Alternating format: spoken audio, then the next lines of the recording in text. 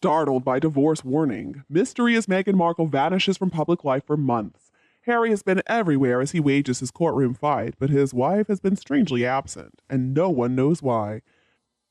Almost 5 years ago to the day, history was made by the newly minted Duchess of Sussex, Meghan Markle.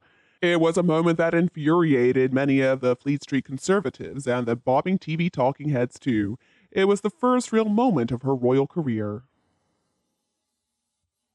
So what exactly was her rebellious act? What was the shocking move? Meghan had, get ready, worn an off-the-shoulder bespoke Carolina Herrera dress to her first Trooping the Color. My goodness, where are some stocks when we need them? Looking back, in June of 2018, we were coming closer and closer to the apex of Meghan mania. Meghan was so popular that if she had contracted TB, it probably would have been the latest rage. And that's what makes her current status so bizarre. A little bit inexplicable. Meghan seems to have disappeared. This year, except for a few, oh, look at the paparazzi outings, the overwrought trip to New York, and one very American outing for fried food and sports along with Harry, Meghan has basically been MIA from public life. Now, Meghan's Instagram account, which some believe is actually hers, is dormant. She doesn't have any confirmed podcast, TV, or book projects at all. So far this year, she's participated in a couple of charity outings. Of course, we're not counting her donating a cake recipe to a cookbook benefiting World Food Kitchen. So it looks like it might be time to call in the private eyes. Where is Sherlock Holmes when we need him? It's time to try and solve this case of the disappearing Duchess. This time last year, Meghan was back in London. She was wearing an expensive hat, and she was being forced to sit through another one of the royal family's exciting official engagements that seemed to involve sitting or standing while some TV cameras are broadcasting every single move. Even though Meghan and Harry's time in London involved it seemed being ignored by the family and left to celebrate their daughter's first birthday with only a few friends and a cake that we saw on Instagram, still, it looked like things were going pretty well for the couple. In April, they had gone to visit the Queen on the way to The Hague, where Meghan wore this eye-watering reported $70,000 worth of clothing, laughing and smiling in the sunshine like everybody was watching. Now, actually, a lot of people were. This was the post-Megxit Meghan that we had all been waiting to see. The clothes, the camera close-ups, the pretending to care. More importantly, Meghan and Harry had projects in the works. Harry was figuring out what a semicolon is really used for while he was writing his memoir Spare, or at least the ghostwriter was figuring that out. And then, of course, was their overly flattering, overly sympathetic, softly lit Netflix docu-series, where a lot of five-figure sofas were being shot, and Meghan's Spotify series Archetypes was only a few months away from being released. So when Meghan and Harry last year showed up at the Trooping the Color ceremony, even if they were in the cheap seats for the royals, and then the next day, when they showed up for the service of celebration for the late Queen at St. Paul's Cathedral, things looked like they were going well for the two. Even when Her Late Majesty the Queen passed away back in September, the most stinging barb that Meghan's critics could find to hurl at her was that she and Harry were holding hands at one point during the proceedings. Of course, other people, though, said that she was just trying to comfort Harry. Back then, maybe she didn't have many fans in Britain, however, she had plenty of people in the US who were big fans of her. And then in early December, she and Harry jetted off to New York to accept a prize. This time it was the Ripple of Hope Award from the Robert F. Kennedy Foundation.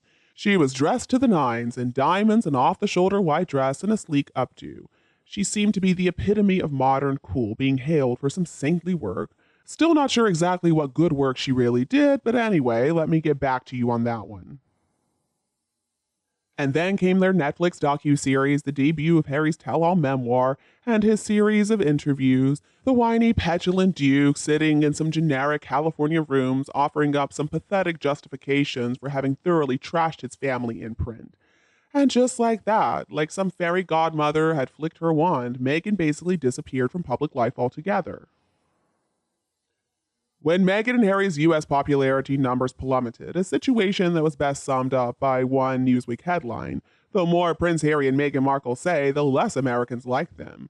Okay, their numbers have gotten a little bit better since then, but things are not even close to being back where they were last year. While the paparazzi of California seem to keep on finding Meghan, out at lunch, having sushi with Harry, or out hiking, Meghan hasn't done a single solitary interview this year. The only two charity outings she has participated in were photographed by her team and only revealed afterwards. And then in February, the news came out that longtime California Senator Dianne Feinstein would retire at the end of her term. In spite of years of discussions that Meghan may have a go at politics, so far we haven't heard anything about it. In May, after the coronation, there was some talk that Meghan was on the cusp of relaunching herself, trying to rebrand herself. People were speculating that maybe she was about to get back into the blogging game, or maybe she was going to have some Goop-like digital business in the offing. But so far, we haven't heard anything about that. Now it's been more than 20 months since Meghan and Harry signed that deal with Netflix, and Meghan only has their docuseries to her credit. Now, there was a kids' cartoon that she was supposed to be producing for the company that they cut last year as part of a much broader sweep of cost-cutting that affected a few of the company's star hires. And so far, we haven't heard anything else coming from Meghan. The world has certainly gotten a lot from Harry in 2023, and also of his various guises these days. Interview Harry, book Harry, chat show Harry, courtroom Harry. But Meghan's conspicuous absence from the public sphere is pretty shocking. So what is behind all of this? How can we explain it? Well, maybe Meghan's just busy toiling away on her plans for websites or political runs and a preservative-free line of moist towelettes. Or perhaps she just wants to stay at home, being a mother to two invisible children and baking some lemon cakes for Archie, a favor I cannot imagine will be the favor of any 4-year-old child. But even so, I think you get it. Lots of baking some organic cookies and reading kids' books about gender-neutral turtles. Or perhaps Meghan has figured out that it would be best if she lays low for a little while. As former Vanity Fair editor Graydon Carter has said this week about Meghan and Harry, if you're out there too much, the public has a chance to get sick of you.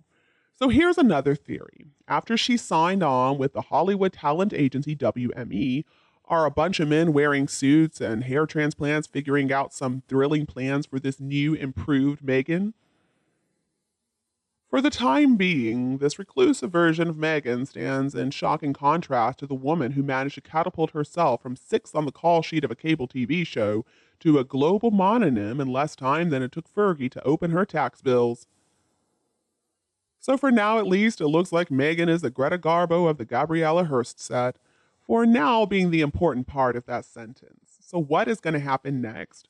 Well, I'm not worried because I'm sure that no matter what happens, we're going to be able to stream it, we're going to be able to watch it, read it, buy it, listen to it, or maybe apply it in gentle circular motions to our faces. And don't be afraid to click the subscribe button to get more updates in the future. Thank you so much for tuning in, have a lovely weekend, and we'll be back to see you all tomorrow.